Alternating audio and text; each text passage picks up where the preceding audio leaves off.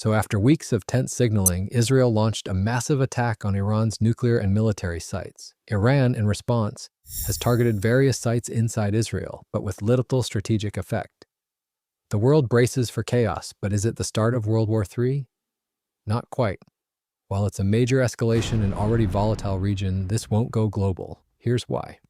Across the Middle East, there's broad agreement on two things. No one wants a nuclear-armed Iran, and no one is willing to revive Iran's so-called axis of resistance.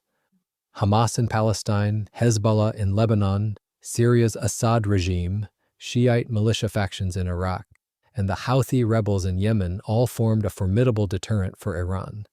But that deterrent has collapsed in the last year and a half. In short, Iran is cornered with the ability of only muted retaliation.